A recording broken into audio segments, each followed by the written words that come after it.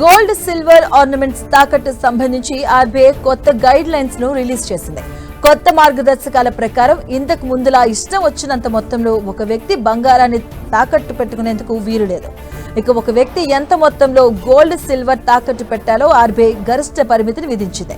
బంగారం వెండి తాకట్టుపై బ్యాంకుల నుంచి తీసుకున్న రుణాలు సొమ్ముతో మనీ లాండరింగ్ చేస్తున్నారా అనే విషయంపై బ్యాంకులు ఎప్పటికప్పుడు పక్కాగా తనిఖీ చేయాలని ఆర్బీఐ ఆదేశాలు జారీ చేసింది.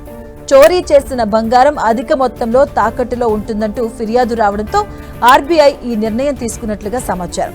తాకట్టు సమయంలో బంగారం వెండి ఆభరణాలు ఆ వ్యక్తి సొంతమేనా కాదా అనే విషయాన్ని పరిశీలించాలని, దీనికోసం రసీదులను పరిశీలించాలని ఆర్బీఐ సూచించింది. ఒకవేళ నగలకు సంబంధించిన రసీదులు లేకపోతే అవి తమవేనని లిఖితపూర్వక పత్రాలు తీసుకోవాలని బ్యాంకులు, ఇతర ఆర్థిక సంస్థలను ఆర్బీఐ ఆదేశించింది.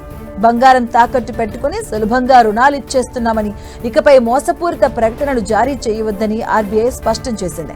బంగారం తాకట్టు రుణాల సొమ్ము దుర్వినియోగం అవుతున్నట్లుగా రుణాల మంజూరులో పలు సంస్థలు నిబంధనలకు నీళ్లొదిలేస్తున్నాయన్న ఆరోపణల నేపథ్యంలో ఆర్బీఐ కొత్త గైడ్ లైన్స్ రిలీజ్ చేసింది. ఇక నుంచి ఏ ఒక్క వ్యక్తి పేరుతో కేజీ గోల్డ్ ఆర్నమెంట్స్, 10 కిలోల వెండి నగలను మించి తాకట్టు పెట్టకూడదు.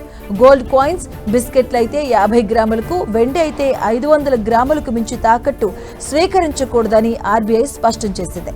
ఆభరణాల విలువలో ఎంత రుణం ఇవ్వాలి అనేది తీసుకునే రుణ మొత్తం ఆధారంగా నిర్ణయం అవుతుంది. పెద్ద మొత్తంలో తాకట్టు రుణం తీసుకుంటే ఒకసారి క్రాస్ చెక్ చేయాలని సూచించింది. తాకట్టు పెట్టుకుని అప్పుగా ఇచ్చే సొమ్మును రుణగ్రహీత బ్యాంక్ అకౌంట్లోనే జమ చేయాలని ఆర్బీఐ ఆదేశాలు జారీ చేసింది. ఇక తీసుకున్న అప్పును ఏడాదిలోపే ఖచ్చితంగా తీర్చేయాలి, లేకుంటే లోన్ రీషెడ్యూల్ చేసుకోవాలి, లేకుంటే తాకట్టు సొత్తును వేలం వెయ్యాలి. ఈ వేలం ప్రక్రియను ఏడాదిలో 2 సార్లు నిర్వహించాలి. మొదట బ్యాంక్ ఉన్న జిల్లా పరిధిలోనే వేలం వెయ్యాలి. మొదటిసారి వేలంలో స్పందన రాకపోతే ఆన్లైన్ సిస్టంలో పొరుగు జిల్లాల్లో కూడా వేలాన్ని నిర్వహించవచ్చు.